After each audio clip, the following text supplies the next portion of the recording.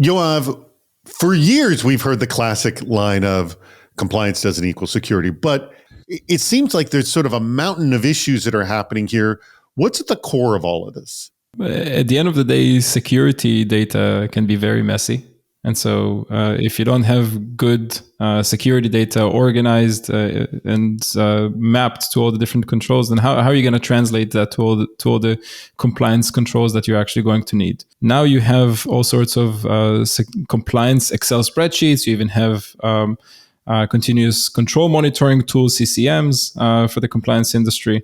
That are going about detecting their own sets of security issues because they don't get anything that they need from security, for that matter. And then you have compliance making demands for the business to enable the business, and you have security looking at a whole set of tools that are detecting all sorts of risks, and they're also making priorities for the business. And what ends up happening is that they butt heads. I got to assume that compliance and security are using a lot of programs that are spitting out similar, if not the exact same data, yes? Yeah.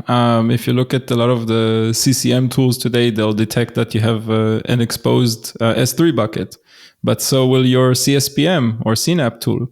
And so why are you getting two separate alerts going to two separate teams? What if you could combine that requirement to remove public exposure of data? Let security do a better job probably at identifying where the risks lie, and let compliance manage the requirement of removing that and monitor that requirement and the controls around it. If they could feed off of each other, they wouldn't even need to talk to one another if the data just speaks both languages. How is Silk Security playing in this area to improve that sort of very critical communication need? What Silk does is it consolidates all of your security findings, assets, the context from all of your security stack, regardless of the complexity and what types of tools you have and what domains of security you care about.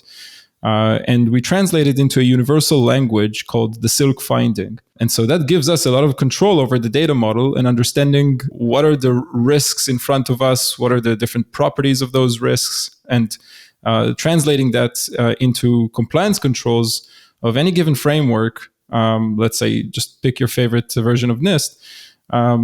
Is very simple once you have a universal security language. Compliance has different languages, we call them frameworks, but a lot of them are based off of the same based frameworks like NIST as an example.